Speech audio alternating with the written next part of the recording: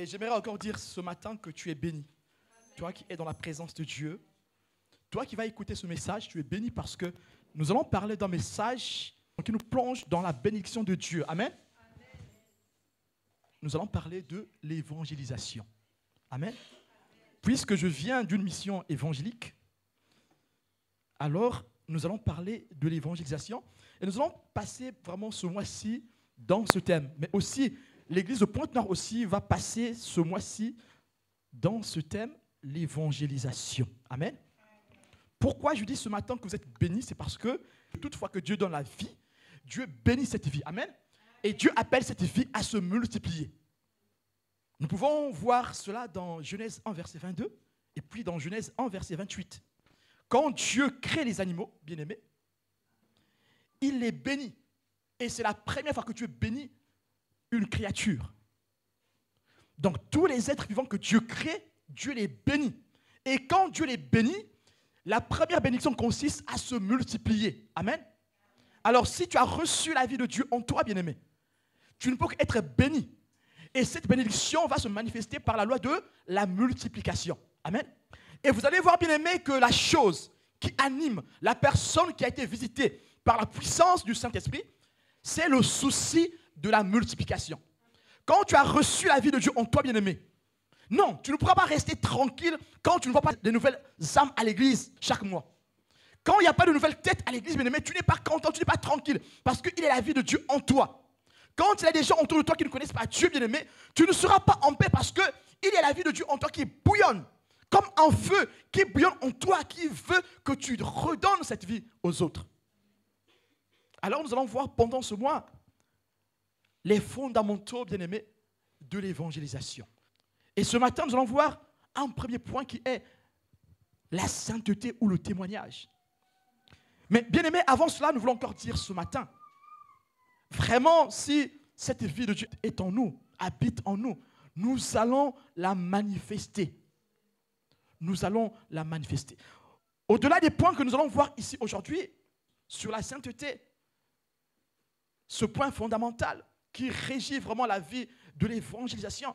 Mais déjà, notre conscience doit retenir, comme nous avions commencé jeudi dernier, que celui qui évangélise reste dans la bénédiction. Celui qui évangélise, bien-aimé, reste dans la présence de Dieu. Nous avons lu jeudi, bien-aimé, Matthieu 28, versets 19 à 20. Dieu demande à l'Église d'être missionnaire, bien-aimé. C'est l'Église que Dieu appelle. Une Église que Dieu a appelée est missionnaire. Elle doit envoyer des hommes et des femmes pour apporter de bonnes nouvelles dans toutes les extrémités de la terre. Mais il rajoute dans ce texte de Matthieu que sa présence est là pour toujours. À jamais, Dieu accompagne ceux qui apportent de bonnes nouvelles. Alors cette présence, bien-aimée, est gratifiante pour nous. Cette présence est bénissante pour nous. Cette présence, bien-aimée, est bienveillante pour nous. Non seulement pour les gens à qui nous allons apporter la bonne nouvelle, mais pour nous-mêmes aussi. Parce que Dieu va nous garder pour que la bonne nouvelle atteigne des générations, atteigne des contrées. Amen. Nous avons dans la Bible les exemples, bien-aimés, de Paul, par exemple, qui est mordu par un serpent venimeux. Et les autochtones attendent pour que Paul meure. Mais Paul reste en vie. Et grâce, bien aimé, à ce témoignage, les gens ont cru en Dieu et il y a eu des gens qui ont été touchés, guéris par la main de Paul et les gens qui ont donné leur cœur à Dieu. Le mystère de l'évangélisation, bien aimé, réside dans le contact. Il fallait que Paul se déplace. Il fallait que Paul soit en contact des autochtones pour qu'ils soient touchés par la parole de Dieu. Alors, bien aimé, c'est l'enjeu du 21e siècle, l'évangélisation. Comment l'Église doit évangéliser? Nous allons citer plusieurs points ici, à la fin de cet enseignement, que chacun de nous, vraiment, s'examine, qu'il rentre en lui, en tant qu'enfant de Dieu, qui a reçu le Saint-Esprit. Quel est le point parmi ces points qui ont été cités que moi je peux développer pour que je sois un gagneur d'âme? Bien-aimé, une Église qui n'évangélise pas est vouée à disparaître. Un ministère, bien-aimé, qui n'évangélise pas est voué à disparaître. Alors, avant de citer ce point de la sainteté, j'aimerais m'atteler sur ce point-là. Une église qui ne sort pas, une église qui ne rentre pas en contact, ne peut grandir. Nous avons bien aimé l'église primitive dans Actes chapitre 2. Ils ont grandi, c'est parce qu'ils sont sortis, bien aimés. Ils ont parlé à la foule. Ils sont allés à la rencontre des autres. Alors si nous ne sortons pas, bien aimés, nous sommes voués à disparaître. Cela ne veut pas dire que Dieu n'a pas été là. Dieu a été là. Mais nous n'avons pas obéi à cette injonction. Allez dans toutes les nations. Allez dans le monde entier. Faites de toutes les nations, faites de tous les peuples les disciples. Bien-aimé, le croyant qui refuse de se multiplier devient égoïste. Le croyant qui refuse de prendre des risques, bien-aimé, évangéliser, induit à des risques. Et ça, nous ne pouvons l'oublier. Paul le dit. Il a vécu des accidents, des noyades, des accidents de bateau. Toutes ces choses sont arrivées parce qu'il fallait que Paul aille évangéliser. Paul est allé en prison, bien-aimé. Et bien-aimé, vous connaissez tous l'histoire de Paul quand il va retrouver les disciples. Oh oui, ils vont lui prophétiser qu'il sera emprisonné à Jérusalem. Et certains vont le persuader de ne pas aller à Jérusalem. Mais Paul dit, si je ne vais pas à Jérusalem, il n'y aura pas la vie qui sera transmise. Bien-aimé, l'ampleur des Écritures du Nouveau Testament ici aujourd'hui que nous avons vient de ce point de départ de Paul qui va accepter d'aller à Jérusalem parce que c'est grâce à ce voyage qu'il a été arrêté qu'on l'a transféré à Rome et c'est à Rome qu'il a mis en place, oh oui bien aimé, l'écriture de la doctrine du Christ.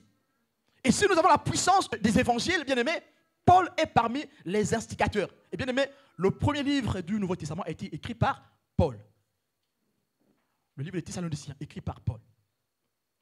Et les autres ont suivi. Et si vous voulez bien étudier cela, vous allez comprendre que le reste des livres bien-aimés vont s'appuyer sur l'expérience de Paul. Ça, c'est la vérité.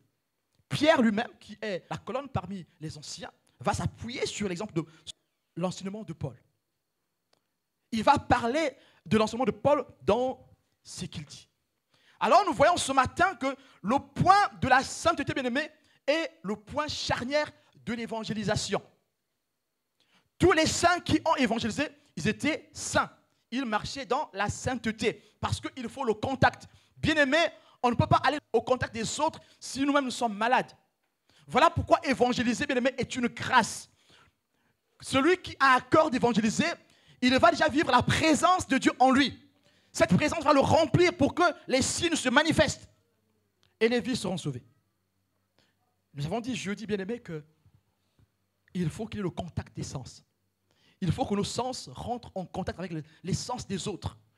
Bien-aimés, mais pour que nos sens apportent la vie aux sens des autres, il faut que nos sens soient guéris, soient transformés. Nous devons vivre le renouvellement, bien-aimé, de l'intelligence. La nécessité pour l'Église de sortir, de rentrer dans le face-à-face, dans le contact. Alors, nous allons voir, bien-aimé, que évangéliser ne va plus consister qu'à dire des mots. Évangéliser va consister, bien aimé, à vivre les mots. Si nous vivons les mots que nous sortons aux autres, alors la vie sera transmise aux autres à travers le contact, à travers le toucher, à travers l'acte que nous posons, à travers notre démarche, notre marche. C'est en cela que Dieu nous appelle.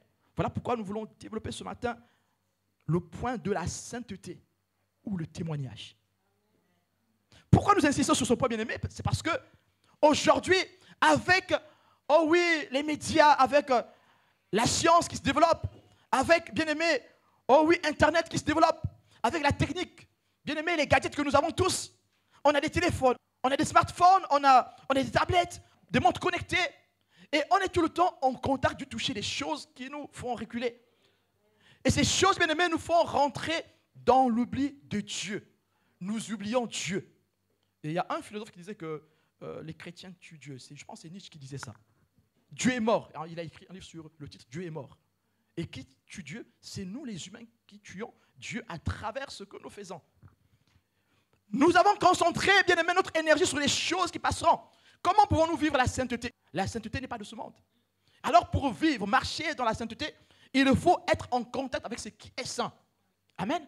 C'est dans la présence de Dieu que nous pouvons vivre la sainteté, bien aimé. C'est dans sa présence. Mais tous les gadgets de ce monde, tous ces médias, tous ces objets, toutes ces sciences nous éloignent de la sainteté.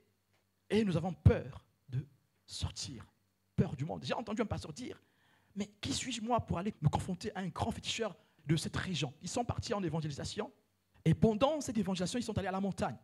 Et pendant qu'ils priaient, il y a un vieux marabout qui est monté aussi à la montagne pour les affronter. Le pasteur a rebroussé chemin.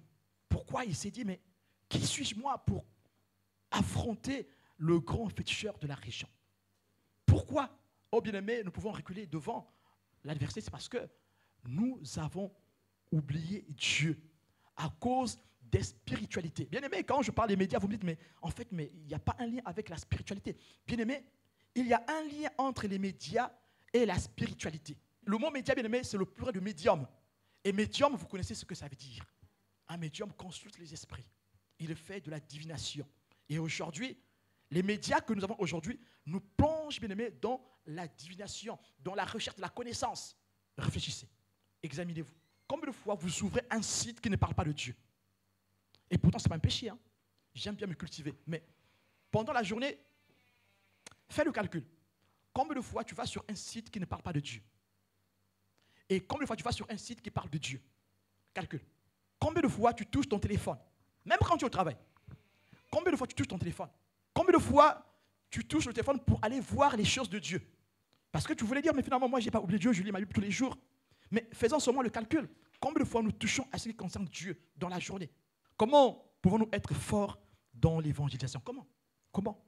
Bien-aimés, à ce stade, on ne sera pas fort pour évangéliser parce que quand on évangélise, on affronte le monde des ténèbres. Même quand vous ne le voyez pas, bien-aimé, quand tu sors pour évangéliser, bien-aimé, même ici en France, en Occident, en Europe, quand tu sors pour parler de Dieu, bien-aimé, c'est une confrontation. Et même quand tu te lèves pour prier, c'est une confrontation. Voilà pourquoi il y a des jours où tu as du mal à prier. Voilà pourquoi il y a des jours où tu sens une lourdeur. Mais c'est parce que c'est un combat. Prier est un combat. La prière n'est pas une arme. La prière est le combat en lui-même. Amen. J'aimerais que tu imprimes cela. Alors, bien-aimé, la spiritualité, bien-aimé, dans ce siècle, même les athées cherchent une spiritualité. Et pourtant, ils ne croient pas en Dieu. Mais ils cherchent une chose sur laquelle s'accrocher. Et l'homme n'aime pas le vide. Le vide en l'homme le pousse à le combler. Et aujourd'hui, même ceux qui ne croient pas en Dieu veulent combler ce vide par des spiritualités. Et ces spiritualités sont aussi rentrées dans l'Église, en commençant par Internet. La divination est rentrée dans Internet. Elle a pénétré l'Église aussi, à travers les choses que nous allons écouter sur Internet. À travers des hommes célèbres, des femmes célèbres qui divulguent ces messages sur Internet, qui utilisent l'ésotérisme en mettant quelques versets à côté. Et nous sortons pour écouter ces choses. L'évangélisation est morte. Dieu est oublié. Bien-aimés, cela se passe dans l'Église. Je ne parle pas là du monde, dans l'Église. On nous apprend à s'entretenir soi-même. On doit chercher Dieu à l'intérieur de nous. Non, bien-aimés, ce n'est pas en nous que nous cherchons Dieu. Amen. La Bible dit que Dieu est sur le trône. Amen. Si on cherchait Dieu à l'intérieur de nous pour nous découvrir, pour trouver Dieu, bien-aimés, pourquoi la Bible dit approchez-vous de Dieu? On s'approche parce qu'il n'est pas là. Il faut qu'on l'appelle, il faut qu'on essaie de faire le pas. Et lui viendra à nous. Amen. Il faut qu'on ait le désir. Amen. Et ce matin, dans ce thème, Dieu, bien-aimé, veut réveiller en nous le désir. Le désir vraiment d'être dans sa présence. Si nous sommes dans sa présence, bien-aimé, c'est là que, bien-aimé, cette sainteté va nous remplir. Amen. Dieu va changer nos cœurs. Dieu va améliorer notre condition spirituelle pour que nous travaillions pour le salut des âmes. Alors, bien-aimé, ce n'est pas par le prosélytisme que les âmes seront sauvées. Nous pouvons, bien-aimé, sortir, crier, bien-aimé. Ce n'est pas cela qui fera que les âmes soient sauvées. Là, vous me direz, mais c'est paradoxal. Il demande de sortir, après, il dit encore, ce n'est pas en faisant du prosélytisme que les âmes vont être sauvées. Mais non, ce n'est pas par cela que les âmes sont sauvées. Le prosélytisme, ce n'est pas ce qui sauve. Ce qui sauve, c'est le contact, l'attraction. Il n'y a pas un vrai contact s'il n'y a pas un bon témoignage. Amen. Si nous sommes les plus violents du quartier ici, il n'y a personne qui vient à prier, c'est parce qu'ils ont une mauvaise réputation. Ils sont violents, ils sont insolents, ainsi de suite. Amen. Nous devons commencer, bien-aimés, à dire à Dieu, change-nous. Nous voulons gagner les âmes dans notre famille. Mais change-nous d'abord. Si nous ne sommes pas changés, bien-aimés, les âmes ne seront pas sauvées. Bien-aimé, tu peux te lever chaque jour à 5 heures, faire des prières pour déranger les autres. J'étais en Afrique, mais là-bas, ils sont champions pour ça. Il y en a qui se lèvent à 5 heures pour déranger toute la maison. Parce qu'il veut prier, il veut maintenant déranger tout le monde. Il commence à crier, Il commence à chasser tous les démons. Mais dès qu'il sort de là, c'est lui qui est le premier à sortir des injures, à être insolent, et ainsi de suite. Comment voulez-vous que les gens qui habitent dans la même parcelle que toi changent, viennent à ton Dieu? Le témoignage. C'est un travail que doit faire chaque chrétien. Ne pas aller chercher des spiritualités sur Internet. Je reviens sur ce point parce que c'est important. Ça bloque aujourd'hui l'évangélisation. Au lieu de passer du temps à étudier la Bible, on va chercher des spiritualités. On cherche des choses qui nous intéressent, pas qui intéressent la vie de Dieu que nous devons transmettre. Bien-aimés, ce n'est pas le prosélytisme qui fait gagner des âmes. C'est l'attraction. L'attraction se fait par la sainteté. Les œuvres de la foi feront que les gens soient touchés. Si les gens ne croient pas à ce que tu dis, ils croiront parce qu'ils ont vu faire. Ils ont vu les œuvres que Dieu opère en toi. Nous allons nous lever pour lire la parole du Seigneur dans Matthieu 5, versets 13 à 16. Lisons la parole du Seigneur. Vous êtes le sel de la terre. Bien-aimés, c'est sur cette phrase-là que nous allons rester ce matin. Vous êtes le sel de la terre. Mais si le sel perd sa saveur, avec quoi la lui rendra-t-on? Il ne sert plus qu'à être jeté dehors et foulé aux pieds par les hommes. Vous êtes la lumière du monde. Une ville située sur une montagne ne peut être cachée. Et on n'allume pas une lampe pour la mettre sous le boisseau, mais on la met sur le chandelier et elle éclaire tous ceux qui sont dans la maison. Que votre lumière luise ainsi devant les hommes, afin qu'ils voient vos bonnes œuvres et qu'ils glorifient votre Père qui est dans les cieux. Amen. Acclame le Seigneur, alléluia.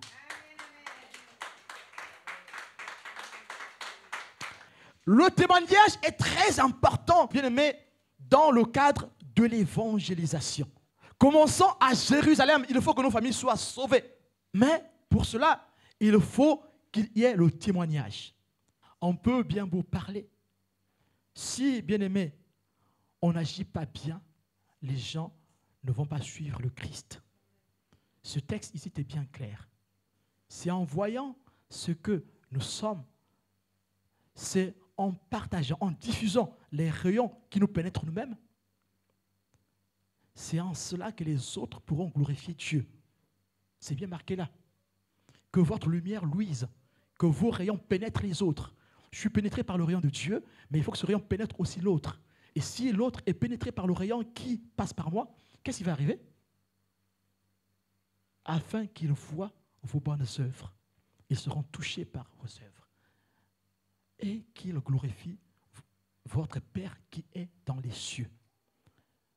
Quelqu'un arrive à glorifier Dieu, c'est parce qu'il a reçu ce Dieu, il a accepté ce Dieu. Dieu nous demande encore ce matin de travailler notre moi. Il faut qu'on le travaille. Si nous voulons que les gens soient sauvés.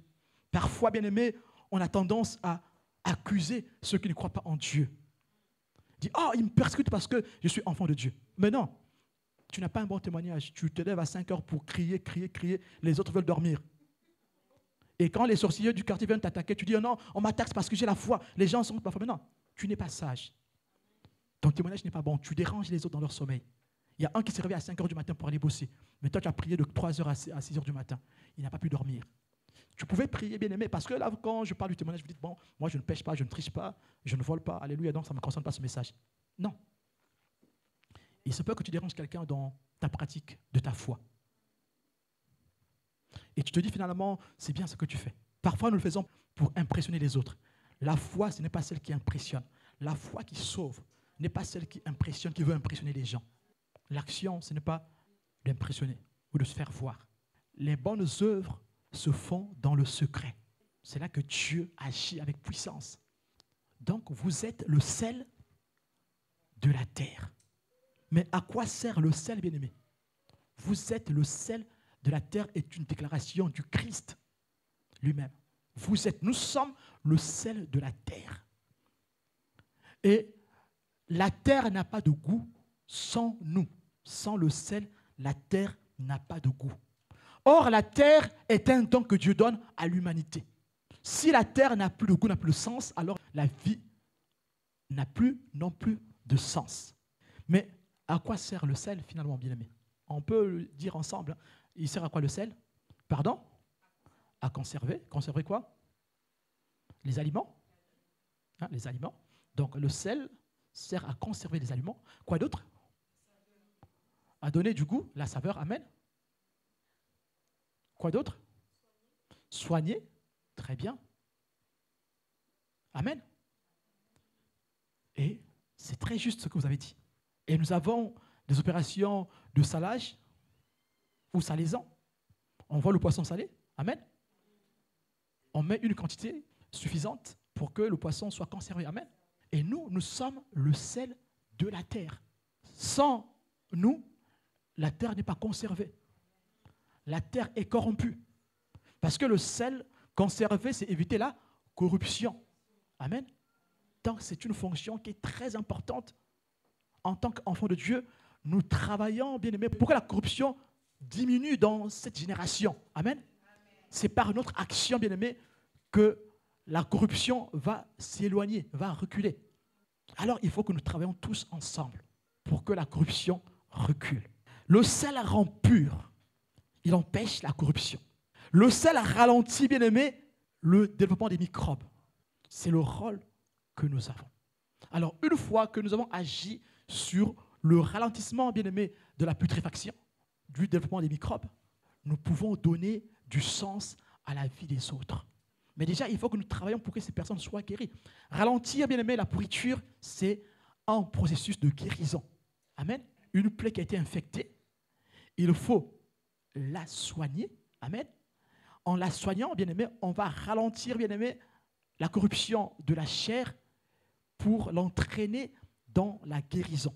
Et une fois, bien aimé, que cette personne est guérie, il faut lui donner goût à la vie. Et nous allons donner goût à la vie via la parole de Dieu, via la présence du Saint-Esprit, via l'amour que nous allons apporter à la personne. Alors nous voyons ici, bien aimé, que évangéliser, ce n'est plus que vociférer les paroles. Jésus revient bientôt, es-tu prêt? Parfois, bien aimé, nous sombrons dans la condamnation quand nous évangélisons. Je me souviens, Dieu nous avait envoyés dans une église, et dans cette église, bien aimé, on ne croyait pas au Saint-Esprit. Et un jour, pendant qu'on évangélisait, une femme nous arrête. On donnait des prospectus, et la dame nous dit, mais vous venez d'où? Et là, on lui dit le nom de l'église. Et la dame nous dit, oh, vous êtes perdus, vous irez en enfer, vous ne croyez pas au Saint-Esprit. J'ai dit, ma sœur, avant de proclamer la malédiction, madame, cherchez à nous connaître. Qui sommes-nous? Peut-être ce que vous dites est vrai, que l'Église ne croit pas dans la doctrine, qu'elle ne croit pas à l'Esprit de Dieu. Mais est-ce que vous nous connaissez? Elle s'est fâchée. Je n'ai rien à partager avec vous. On ne suit pas la même chose, on ne suit pas la même doctrine. Bien-aimés, comment voulons-nous que les âmes soient sauvées? Admettons que je faisais partie des personnes qui ne croyaient pas à l'Esprit de Dieu. Mais comment elles pouvaient me sauver en ayant cette attitude? Et pourtant, bien-aimés, Jésus n'est pas venu pour condamner. Même les pharisiens, bien-aimés, Jésus, oh oui, il s'est arrangé tout le temps à leur apporter la bonne nouvelle. Mais ce sont eux qui ont fermé leur cœur. Ce n'est pas Jésus. Jésus a même mangé avec les pharisiens, bien-aimés. L'épisode où ses pieds sont lavés par cette femme de mauvaise vie, c'était avec les pharisiens. Nous pouvons ralentir, bien-aimés, par notre attitude, le développement microbien, la putréfaction de la plaie de ce monde. Il faut que nous soyons ce sel qui va guérir, ce sel qui va donner du goût, qui va relever. Donc, le sel a cette fonction aussi de relever. Le sel relève. Non seulement qu'il ralentit la putréfaction, qu'il ralentit le développement des microbes, mais il relève aussi le goût. Il relève et il élève le goût des aliments. Il réveille nos papilles. Si on rajoute un peu de sel dans un aliment, nos papilles seront réveillées. Il réveille et il élève. Et il révèle. Et bien aimé, vous allez voir que dans ce monde, il n'y a pas que de mauvaises choses. Amen. Voilà pourquoi il n'est pas bien de juger les gens quand on évangélise, parce que dans chaque personne, il y a forcément une bonne chose que Dieu veut récupérer. Quand Dieu nous sauve, il y a forcément une chose que Dieu veut garder, que Dieu veut qu'on garde. Mais si nous les jugeons, cette chose en eux ne sera pas révélée. Relevée et révélée. Le sel que nous sommes ici relève et révèle. Alors si nous apportons la bonne nouvelle avec la qualité de sainteté que Dieu met en nous, bien-aimés, nous allons relever ce qui est en la personne. Nous allons révéler le bien qu'il y a dans cette personne. Pourquoi je réitère encore qu'il y a toujours quelque chose de bon en l'homme? Il y a une chose qui peut sortir de bon en l'homme. Parce que l'homme est doté de l'esprit, de l'âme et du corps. L'âme est souvent attirée par la chair. Mais l'esprit, c'est lui qui rentre en premier en contact avec Dieu. Alors si par notre façon de marcher, nous touchons les cœurs, l'esprit de ces derniers se rapprochera de Dieu et Dieu les éclairera. Amen. Voilà pourquoi je dis, oui, il y a forcément quelque chose en quelqu'un que Dieu veut toucher. Amen. Nous devons ralentir le développement microbien sur cette terre. Nous devons, bien aimer, relever le goût sur cette terre. Nous devons réveiller et révéler le goût de la terre. C'est, bien aimé, la mission qui nous incombe tous. Charge à nous de prendre soin de cette mission, de cette injonction, de cette recommandation. Lisons aussi Marc 9. Il nous parle de la même chose, toujours le sel de la terre que nous sommes. Marc 9, versets 49 à 50. Car tout homme sera salé de feu. Amen. Tout homme sera salé de feu. Le sel est une bonne chose. Mais si le sel devient sans saveur, avec quoi l'assaisonnerez-vous? Amen. Tu peux revenir sur le verset 49, s'il te plaît. Car tout homme sera salé de feu. Bien-aimé, c'est mieux d'être salé de feu maintenant. Amen. Si nous sommes salés de feu maintenant, nous sommes dans la grâce de Dieu. Il va arriver un temps où il n'y aura plus la grâce de Dieu. C'est le temps où viendra la colère de Dieu. Si tu es salé par la colère de Dieu, tu es mal. Amen. Mais pour l'instant ici, nous sommes salés de feu. Veut dire que nous devons tous passer par le feu de la souffrance. Et celui qui veut évangéliser doit passer par le feu de la souffrance. Le feu de la souffrance, c'est la sanctification, le baptême de feu et de l'esprit. Le baptême de feu nous conduit dans la vie de la sanctification. Il suffit de dire oui, je veux. Jésus lui-même a reçu ce baptême de feu. Il a donné sa vie dans la souffrance. Mais nous allons comprendre ce texte en lisant aussi au bien-aimé Lévitique 2, verset 13. Parce que nous avons dit ici que être salé de feu, c'est vraiment vivre la vie de souffrance qui nous emmène dans la transformation. Mais pourquoi? On vit cette vie afin de devenir pur. Amen. Alors celui qui ne veut pas souffrir pour Dieu ne sera jamais pur. Et pourtant, la pureté est une action gratuite qui nous est donnée par le sacrifice du Christ. Et pourtant, c'est par le sacrifice du Christ que nous devenons purs. Mais il faut l'accepter. Et quand nous l'acceptons, bien-aimés, quand nous acceptons cette souffrance, bien-aimés, c'est là que nous devenons purs. Nous sommes préparés pour des grandes choses. Nous allons voir ce qui se passait avec l'Ancien Testament dans Lévitique 2, verset 13. Il est écrit, « Tu mettras du sel sur toutes tes offrandes. Tu ne laisseras point ton offrande manquer de sel. Tu mettras du sel sur toutes tes offrandes. » Et c'est quoi la définition? Signe de l'alliance de ton Dieu. Sur toutes tes offrandes, tu mettras du sel. Amen.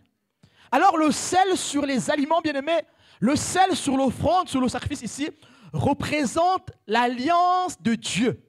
Le sel sur le sacrifice représente la mise en évidence de l'alliance de Dieu.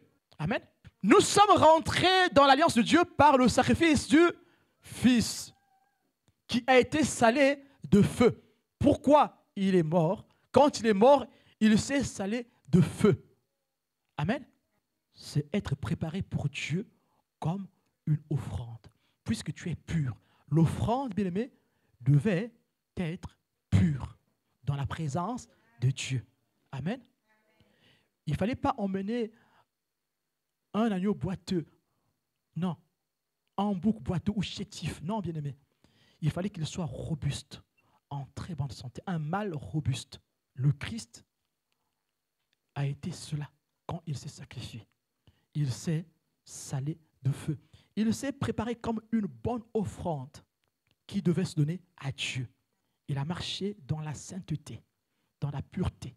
Il a accepté cela.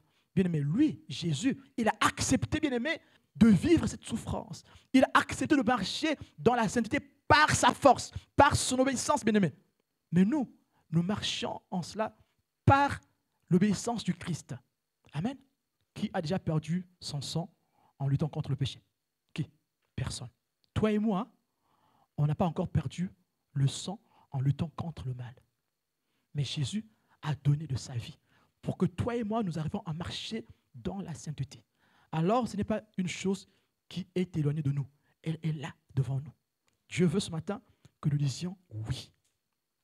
Nous sommes salés de feu. Nous sommes une offrande qui est donnée à Dieu. Il faut qu'il y ait du sel sur l'offrande en signe d'alliance. Ce n'est qu'une vie convertie, une vie attirée à Dieu qui peut emmener, bien-aimé, à la conversion d'une autre vie. Si une vie n'est pas attirée par Dieu, si une vie n'est pas convertie par Dieu, si une vie n'est pas saisie par Dieu, cette vie ne peut attirer d'autres vies au Seigneur. Cette vie, bien-aimée, ne peut convertir d'autres vies au Seigneur. Vous allez voir l'épisode de Pierre avec Jésus. Bien-aimé, dans ce texte, Jésus va prédire la chute de Pierre. Jésus prédit à Pierre qu'il va perdre la foi. Mais Pierre insiste. Pierre insiste que non, je ne pourrai jamais te lâcher. Jamais de la vie. Jamais de la vie. Tu vas me régner 3 fois avant le 2e chant du coq. Non, Seigneur, je ne pourrai jamais te lâcher. Je suis un fidèle combattant. Mais la suite, nous la connaissons tous. Luc 22, verset 32. Mais j'ai prié pour toi, afin que ta foi ne défaille point. Et toi, quand tu seras converti, affermis tes frères. Quand tu seras converti, affermis tes frères. Ce n'est qu'une vie convertie, une vie saisie par le Christ qui peut conduire à une vie nouvelle. Ce texte veut simplement dire que quand tu vas retrouver ta foi, alors fortifie les autres. Nous ne pouvons pas fortifier les autres si nous ne sommes pas dans la sainteté, si nous avons perdu notre foi. Amen. Nous ne pouvons pas, bien aimer, convertir les autres ou affermir les autres, fortifier les autres, si nous avons peur d'être le sacrifice pour Dieu. Celui qui hésite de devenir un sacrifice pour Dieu a perdu sa foi. Même s'il prie tous les jours à 3 heures du matin, mais s'il a peur de parler de Dieu pour préserver sa vie, celui-là a perdu sa foi. Alors, pour qu'il entraîne les autres à la vie de Dieu, il faut qu'il se convertisse. Il faut qu'il revienne à Christ. Et Jésus dit ici à Pierre, quand tu vas revenir à moi, fortifie les autres. Donc, quand tu n'es plus à Jésus, tu peux crier, bien beau crier comme tu veux, les gens ne seront pas convertis. Il faut revenir à Jésus. Il faut retrouver la foi. Et Dieu nous appelle ce matin, si nous avions peur de parler de Jésus pour conserver notre vie, Dieu dit que nous faisons mal. réformons nos voies pour que Dieu nous visite. C'est une fois que Pierre est rétabli qu'il va annoncer l'évangile. Vous irez plus loin, vous allez voir que Jésus vient rétablir Pierre à la résurrection. Au soir de la résurrection, bien-aimé, Jésus dit à Pierre 3 fois, Pierre, m'aimes-tu? Pierre, m'aimes-tu? Pierre, m'aimes-tu? M'aimes-tu? Jusqu'à ce que Pierre se frustre. Il dit, mais Seigneur, tu sais toutes choses. Tu sais que je t'aime. Pierre était frustré de voir son maître lui poser cette même question. Et pourtant, son maître sait toutes choses. Mais or, le maître voulait le faire revenir sur la vraie foi, qui ne réunit pas ce qu'il est. La vraie foi ne réunit pas ce qu'on est. Quand on a la vraie foi, on ne réunit pas ce qu'on est. Peu importe les circonstances, nous garderons la foi. Amen. C'est à cela que Dieu nous appelle.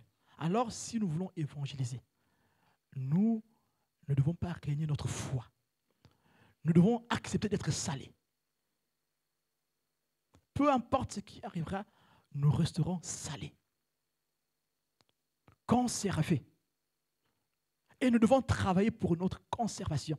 Bien-aimés, en ce monde vraiment corrompu et perdu, il est difficile de vivre ce que je dis ce matin. Mais ne comptons pas sur nous. Nous comptons sur le Seigneur. C'est le Seigneur qui nous conserve. Et la Bible dit simplement, nous sommes conservés par la présence de Dieu. Et la prière sacerdotale de Christ en Jean 17 le dit clairement et simplement. C'est Dieu qui nous conserve dans cette marche. Amen.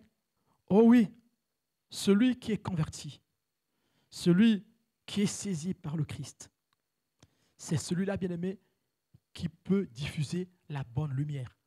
Vous êtes la lumière du monde. Une ville située sur une montagne ne peut être cachée. Amen. Mais bien aimé, si nous sommes vraiment ceux-là qui ont reçu la lumière de Christ, si bien aimé, nous avons vraiment réellement été pénétrés par les rayons du Christ, bien aimé, forcément ces rayons vont transpercer notre entourage, notre environnement. Alors bien aimé, si tes rayons ne transpercent personne, pose-toi la question, est-ce que c'est une vraie lumière qui t'entoure? Parce que la vraie lumière transperce son environnement. Vous êtes la lumière du monde. Une ville située sur une montagne ne peut être cachée. La suite, on n'allume pas une lampe pour la mettre sous le boisseau, mais on la met sur le chandelier et elle éclaire tous ceux qui sont dans la maison. Alors si nous avons une lampe, bien-aimée, si vous êtes un lampadaire et que vous venez couvrir encore, vous voyez comment il est le lampadaire? Maintenant, allez couvrir le lampadaire dehors. C'est qu'il y a un problème. Si nous sommes une lampe et que nous la mettons encore sous un seau, il faut qu'on se pose la question, est-ce que c'est une vraie lampe que nous avons? Est-ce que nous voulons donner le sacrifice? Bien, il y en a qui ont des lampes, qui sont des lampes, qui les mettent sous un seau.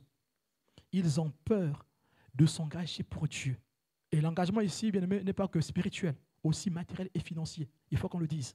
Parce qu'un jour, Dieu dira, mais tu n'as pas parlé de l'argent, du don, de son temps. Il y en a qui ont peur de venir à l'église la semaine. Hein. Pour eux, l'église, ce n'est que les dimanches. Si tu es lumière, il ne faut pas la couvrir. Il faut accepter de devenir un sacrifice. Salé, conservé. Amen. Mais bien aimé, c'est celui-là qui a reçu la lumière, qui peut diffuser cette lumière vers les autres. Alors les rayons qui te traversent pourront traverser les autres. Amen. On va finir avec cette partie. Mais comment se nourrit la sainteté? Parce que oui, on dit vraiment il faut qu'on conserve la sainteté. Mais si tu sais que tu ne l'as pas, comment la nourrir? Ou si tu sais que tu l'as, comment nourrir cette sainteté? Nous avons les Actes des Apôtres, chapitre 2, qui nous montrent comment l'Église primitive nourrissait sa sainteté. Acte 2, versets 42 à 47.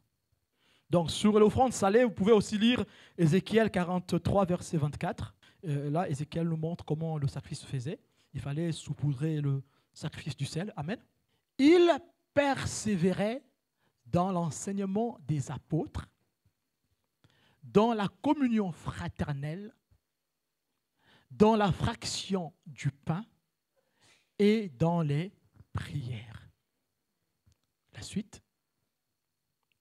La crainte s'emparait de chacun et il se faisait beaucoup de prodiges et de miracles par les apôtres.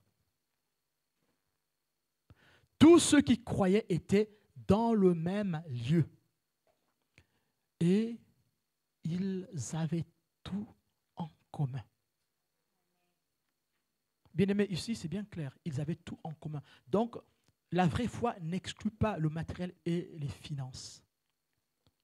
La vraie foi met tout ensemble. Si tu veux servir Dieu qu'avec ta foi, sans tes biens, sans ta vie, sans ton temps, sans ton argent, pose-toi la question. Ta lampe, elle est sous le boisseau ou elle est à l'air libre? La suite. Ils vendaient leurs propriétés et leurs biens. Et ils en partageaient le produit entre tous, selon les besoins de chacun. Ils étaient chaque jour tous ensemble, assidus au temple. On insiste. Et ils rompaient le pain dans les maisons et prenaient leur nourriture avec joie et simplicité de cœur. Alors, si tu es une lampe et que tu ne vis pas la joie, il y a un problème. Amen. Louons Dieu. Louons Dieu. Il y a un élément qui se rajoute. Louons Dieu. Et trouvons grâce auprès de tout le peuple. Trouver grâce auprès de tout le peuple, ça veut dire que touchant le peuple par le témoignage de la parole, les gens se convertissent. Amen. Et le Seigneur ajoutait chaque jour, la réponse était là, et le Seigneur ajoutait chaque jour à l'Église ceux qui étaient sauvés. Alors, bien-aimés, la sainteté, pour nous qui sommes enfants de Dieu, se nourrit par quoi? Premièrement, par l'enseignement des apôtres. Amen. Ça veut dire quoi? Ça veut dire par la parole de Dieu. Amen. Par quoi d'autre? Par la communion fraternelle. Par quoi d'autre? Par la prière. Par quoi d'autre? Pardon? Par le témoignage, la parole de leur témoignage. Par le témoignage. Et bien aimé, si nous repartons dans Apocalypse, les saints les ont vaincus, ils les ont vaincus par la parole de leur témoignage. La parole de leur témoignage, ce n'est pas simplement le fait de dire répands-toi, non. C'est dire répands-toi en posant des actes de sainteté qui glorifient Dieu, des actes de miséricorde. Et bien aimé, quand ce matin, nous parlons de la sainteté, donc ce matin, il n'y a que la sainteté, bon maintenant, moi je ne pêche pas, je dis ma Bible tous les jours, je vais à l'église, donc c'est suffisant. La miséricorde fait partie des actes de sainteté. Amen. La vraie sainteté, c'est celle qui se donne, celle qui s'anéantit en Christ. Une oblation totale. Tu prends tout en toi et tu donnes au Seigneur. C'est ça la vraie sainteté. Tu peux arrêter de tricher, de voler. Cela ne veut pas dire forcément que tu es saint. La vraie sainteté se manifeste dans les actes. Une oblation totale, une offrande totale, un anéantissement total. Tu n'as plus peur de tout sacrifier pour le Seigneur. C'est à cela que Dieu nous appelle. Et c'est ce que fait l'Église primitive ici. Il donnait tout. Il mettait tout ensemble. Et ici, bien aimé, on voit une distinction entre mettre tout ensemble et la communion fraternelle. Il y a une différence, bien aimé. Tu peux être dans la communion tous les jours et ne pas tout donner à Dieu, bien aimé. Tu peux, bien aimé, on met encore ici la différence entre la communion fraternelle et le partage, la fraction du pain. Tu peux être dans la communion, bien aimé, sans partager le pain avec les autres. Bien aimé, partager le pain, c'est accepter vraiment de partager tout ce qui se passe dans nos vies. Je te porte dans ta souffrance, tu me portes dans ma souffrance. Nous partageons le même pain. C'est ça le pain. Le pain, ce n'est pas forcément quelque chose de physique que tu manges. C'est quand nous nous supportons mutuellement, quand nous nous portons mutuellement, quand nous nous aidons mutuellement, nous sommes en train de partager le pain. C'est en cela que Dieu nous appelle ce matin. Voici la meilleure forme d'évangélisation, bien-aimés. Comment voulez-vous aller évangéliser dans la rue si maintenant, dans ce petit nombre que nous sommes, qu'on n'arrive pas, bien-aimés, à se partager le pain? Chacun veut garder son pain pour lui. Et chacun veut prendre le meilleur morceau du pain. et laisser les miettes aux autres. Non, Dieu nous appelle ce matin à vraiment donner le sacrifice. Et celui qui accepte l'oblation, le don total, l'abnégation totale, va laisser à l'autre les privilèges. Va postuler pour les privilèges de l'autre.